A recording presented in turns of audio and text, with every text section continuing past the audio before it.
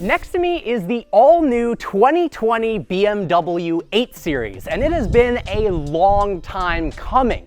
In fact, it's been over 20 years since BMW produced the 8 Series back in 1990 to 1999. Now BMW finally has a luxurious coupe that can compete with the Mercedes S-Class. In fact, the BMW 8 Series essentially replaces the 6 Series Coupe, only it's been moved more upscale and serves as BMW's flagship two-door. Currently in the US, the 8 Series is offered in 4 different trim levels. There's the base model, the 840i. There's an all-wheel drive version of that, the 840i xDrive. Then there is this, the M850i xDrive. And at the very top, the BMW M8. There are convertible versions of all of the above, and later on, we will even see a 4-door version, the 8 Series Grand Coupe. Compared to the base model 840, the 850 has much better looking and sportier front and rear bumpers. It's also got nicer looking wheels, and of course, a lot more power. Under the massive hood of the M850i lies a 4.4-liter twin-turbocharged V8 that makes an impressive 523 horsepower and 553 pound-feet of torque. Despite this being a big coupe at 4,350 pounds, its all-wheel drive system allows this car to launch from 0 to 60 in just 3.6 seconds. And having done launch control many, well, probably too many times, I can confirm it's very fast. The new 8 Series starts at just below $88,000 with the 840i. Now, the M850i xDrive is quite a bit more expensive, starting at $112,000, but trust me, the price difference is worth it. The 850 is absolutely gorgeous. It looks so muscular, yet classy at the same time. BMW absolutely knocked it out of the park with the design. The front of the 8 Series is dominated by a massive kidney grille, although unlike the 7 Series, this kidney grille actually flows very well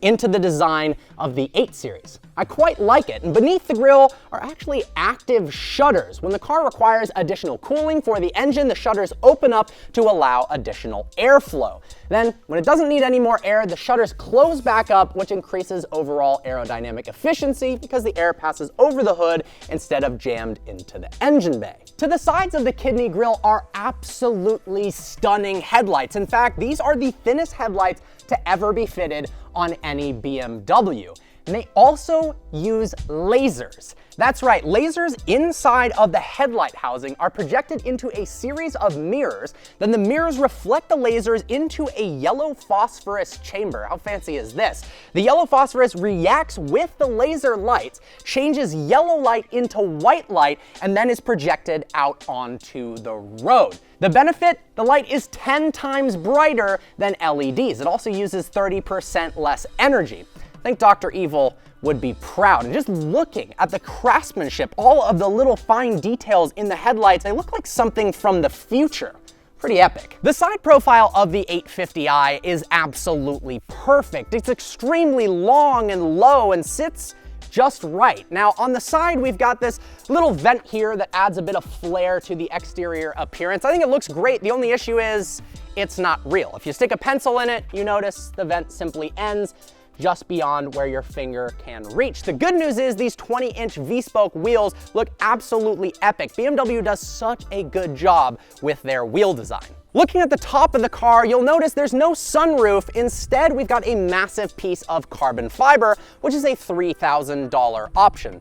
I would probably not put a giant M sticker on it, blocking the beautiful carbon fiber though, but that's just me. BMW absolutely nailed the design of the rear end of this car. It just looks mean. It squats low and the stance is absolutely perfect. We've got these pretty LED tail lamps. Then down below, we've got this split dual exhaust where if you look closer, it's actually a quad exhaust. We've got two little tailpipes in each side. We've also got a little spoiler up here on the trunk, and if we open the trunk, it actually reveals a very generous cargo space of 14.8 cubic inches. That's bigger than the S-Class Coupe. You can fit a lot of stuff in here. But to be honest, I actually wish it was a little bit smaller, which I'll explain in a bit. Hopping inside the M850 and you notice the fit and finish of the interior is flawless. Everything feels good to the touch, the haptic feedback buttons, the little scroller.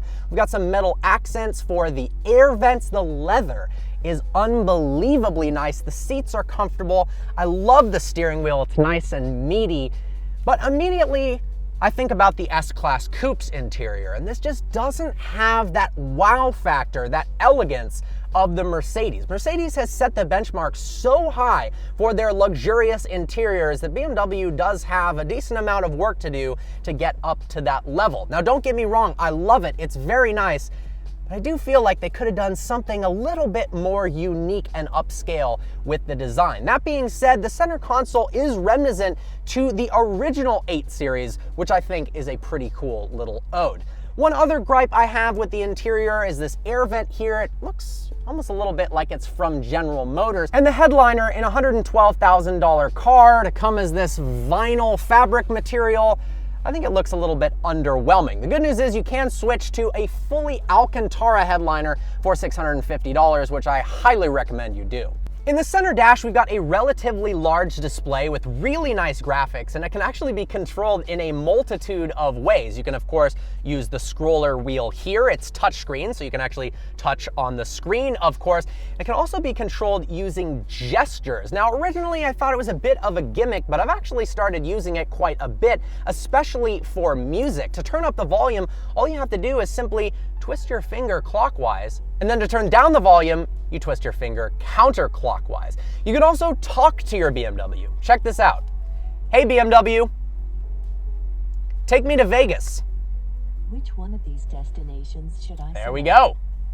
Right ahead of you is a fully digital instrument cluster. Interestingly enough, the tachometer actually goes counterclockwise. Check this out. That sounds awesome. That's actually to allow for more space for there to be a navigation screen in the center of the instrument cluster. It's customizable to a degree by clicking the BC button located on the stock for the turning indicators. You can see anything from what current driving mode you're in to a live readout of the horsepower and torque, if you're into looking at that while you're driving. I do wish the display was a little bit more customizable like the ones in BMWs and Mercedes. Perhaps different graphics for comfort mode versus Sport Plus, adding a little bit more flair to the interior. The 8 Series has one of the best backup cameras in the business, meaning parking is an absolute breeze. There are a multitude of different views you can choose from to make sure you're not missing any obstacles around the car. But one of the coolest views is this right here. Click that button, go into 3D view, and you can actually see a 3-dimensional view from a third person's point of view of your car in the live environment that it's actually in. This is so trick, and the graphics are fantastic. You can even use gesture controls to scroll through the vehicle in a full 360-degree view to make sure you aren't missing any children or any curbs so you don't damage your beautiful new vehicle. The cool thing is they actually show you up on the screen how to do the gesture just in case you forget. There's actually an additional view that I absolutely love that I'm gonna highlight in my What It's Like to Drive video coming after this one. Inside of this beautiful metal compartment is a spot where you can wirelessly charge your phone. There's also a USB port there, 2 cup holders as well. Then in the center armrest, we've actually got a large amount of storage space in here. Yes, it's actually usable, and something I've never seen before in another car, a USB-C charging port. That's pretty cool. And in front of that, we've got all of the controls for the car's drive mode selection from Sport, Comfort, Eco, Pro, Adaptive. There's also an auto hold feature. Also got traction control, a button for the cameras, and then all of our infotainment controls. But BMW has done a fantastic job of keeping the button clutter down in the interior. It's very, very simple, and there aren't a ridiculous amount of buttons for you to figure out. Clicking each one of them feels nice. We got the gear selector here, which you click the button on the side to put it into drive or slide it down and over to put it into manual shifting mode. All right, let's hop on into these rear seats. All right, I'm gonna try to climb in, but I'm not sure if I can fit. To get into the back, you pull up on this leather tab here, tilt the seat forward, and it automatically moves out of the way. Now we will climb in, tilt the seat back, seat moves towards me, and yeah, this is one of the smallest back seats I've ever been in my entire life. I actually think it might be as bad as a Porsche 911. I have no headroom whatsoever. My neck is bent at a 90-degree angle. My legs are absolutely smashed. So if you're older than 10 years old, there's no way you're fitting back here. It is nice for kids, extra storage space. You can put baby seats back here, but yeah, this isn't comfortable whatsoever. I gotta get out of here. One last really cool feature before I head out on the road in the M850, and it has to do with the doors and ambient lighting. So as is traditional with modern day luxury cars, we've got a multitude of different ambient light colors to set the mood. But one thing I've never seen in any car is ambient lighting used as a safety measure. What do I mean? Well, when you open the door, this part of the ambient lighting strip actually flashes red. So if you're out on the road at nighttime and you open the door, other cars driving by you will be able to see the flashing red, know that the door is open, and hopefully not hit your car. That's pretty awesome. All right, let's hit the road. So what is the M850i xDrive actually like to drive? Well, we are in comfort mode right now, and it rides over some of the worst bumps in the area with tremendous confidence and smoothness. Honestly, driving around in this car in comfort mode for the last couple of days, it is very, very relaxing. The steering is nice and light. It's actually got all-wheel steering, so the rear wheels in the back at slow speeds below 45 miles an hour turn in the opposite directions of the front, meaning low-speed maneuverability, despite the fact that this is an all-wheel drive car, is an absolute breeze. It doesn't quite float along the road like the Mercedes S-Class does, but when you put it into Sport Plus mode, the driving dynamics are at another level from the Mercedes. The seats are unbelievably comfortable. It kind of feels like you're sitting on pillows. It's really, really quiet in here. The visibility is fantastic. You notice how spacious the front part of the cabin is. Sure, we have pretty much useless rear seats, but the front two passengers are riding in absolute luxury. It's airy feeling. The hood is so long and the seating position is such that you feel like you're driving something massive. The twin-turbo V8 is coupled to an 8-speed automatic transmission. Thankfully, when you flick it into sport mode or manual mode, the paddles respond almost instantly. BMW does a fantastic job of quick paddle response that other manufacturers do not get right, which makes the driving experience a heck of a lot more fun. Now, the crazy part is, despite the fact that it has a V8, they still pump fake engine noise into the cabin. That being said, the synthetic noise actually sounds really, really good. Let's go ahead and put it into Sport Plus mode right now to make it a little bit louder. Put it over into manual mode. This thing sounds awesome. And when you let off the gas at lower RPMs, it crackles and pops. You can't help but put a smile on your face. And like I said, when you put it into Sport Plus mode, the driving dynamics are much more confidence-inspiring, much more fun, and you can push this car so much harder than the S-Class Coupe rival.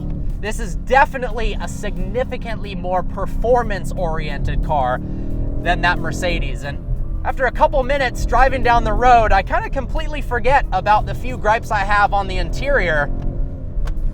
I just want to drive the absolute crap out of this thing. Now, I'm going to have a much more in-depth dive at the driving dynamics in my what it's like to drive the M850i xDrive point of view video. So stay tuned for that because we're gonna be doing launch control. We're gonna be showing you some camera modes that I didn't display that are absolutely awesome and really showing you how confident, inspiring, and why this car is fun to drive in the canyons despite its high curb weight. Overall, it's a gorgeous machine. It's comfortable yet sporty at the same time. And I think BMW did a great job with the 8 Series. And it makes me wonder how awesome that M8 is. We gotta test one of those soon.